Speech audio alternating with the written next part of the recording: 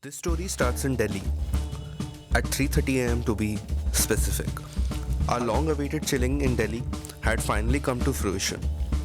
The plan was simple: go to Rishikesh, see the Beatles ashram, eat a lot of good food, and finish it off with a bungee jump.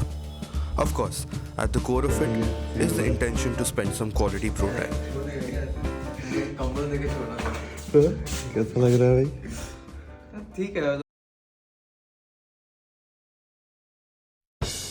The trip starts off bumpy as we end up booking what seems like a two-person berth but is only sufficient for a toddler to sleep comfortably in. However, we manage to channelize our inner Londa energy and breeze through. We reach Rishikesh at 3:30 a.m. and don't manage to find an auto till around 4. Outside, it's like 7 degrees, but the wind makes it feels like 2 degrees. We end up in Tapovan by 4:30 a.m. in what feels like the windiest place ever and walk to our hostel.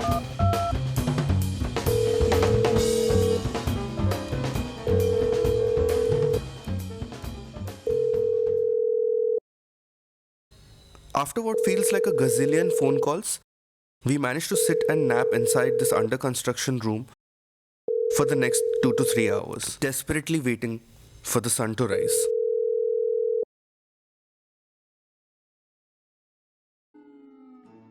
The sun had come out and the winds had calmed down.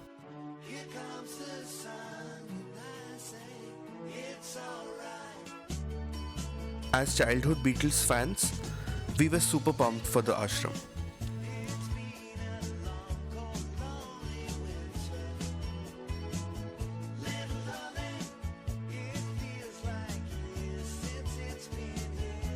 Now, we reached the ashram with no context whatsoever. We only knew it had some connection with the Beatles.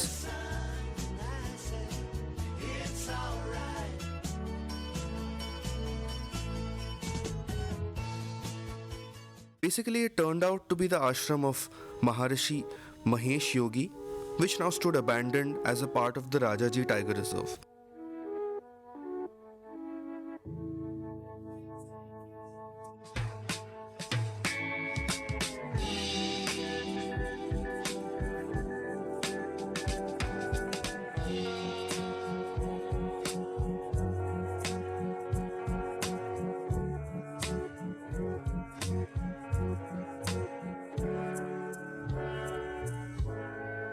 The entire place was now a reclamation project by Mother Nature.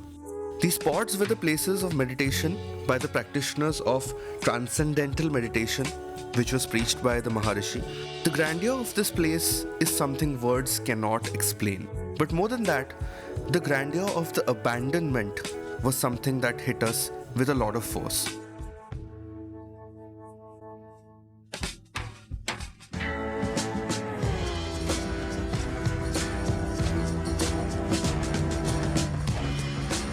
We walked into this half-crumbling structure and found this one story smeared on the walls in German.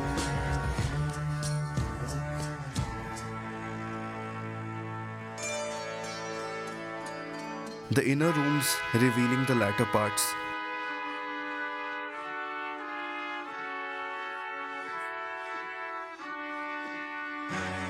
Walking through the ashram, I felt funny in the stomach. Large complexes stood like crumbling cardboard boxes, reeking with oblivion.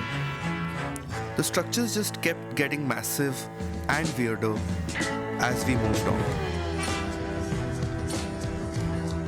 Underground dungeon-style rooms made it really strange and dark.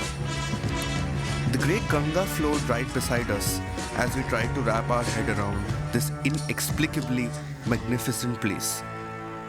It is only then that Aviru pointed out to a school tucked away at the corner, and then we finally saw the board. We spent some time walking the corridors that were once walked by the greats, while listening and humming to Blackbird.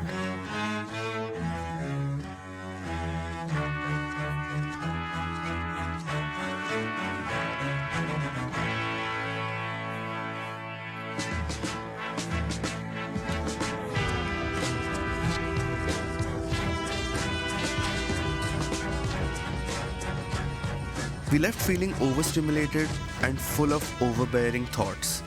The trip was off to a great start.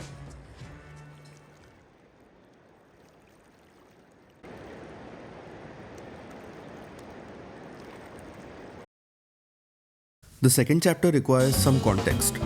Context from 11 years ago. Exactly on this day, I had discovered that Avirup was shit scared of heights. When I say shit scared, I mean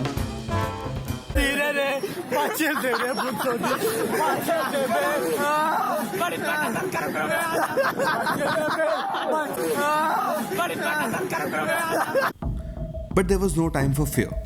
The decision was final and the payment was made. Our adventure started with the scooter ride to the site of the jump. A gazillion landslide warnings and hairpin bends later, we finally saw the platform in all of its glory.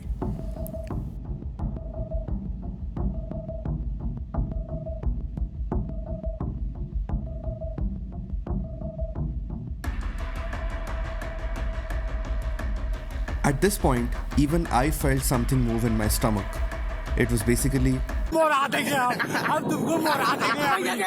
but this is it. There's no going back from here.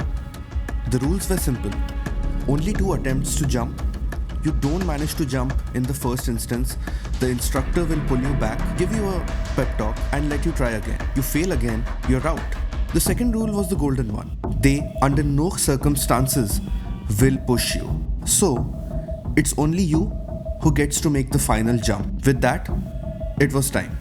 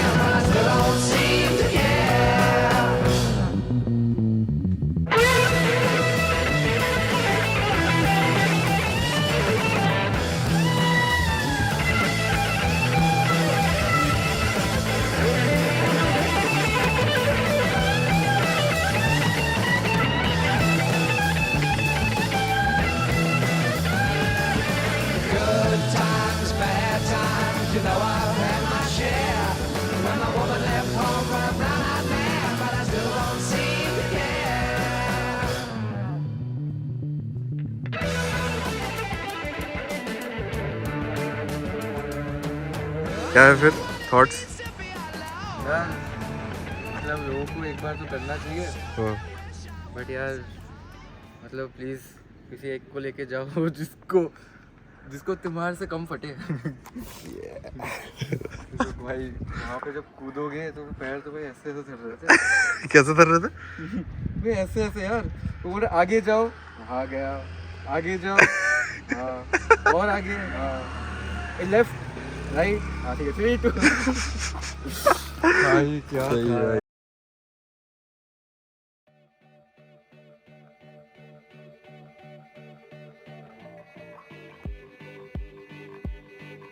This trip was a reminder of what makes our friendship work, pushing each other to conquer our fears.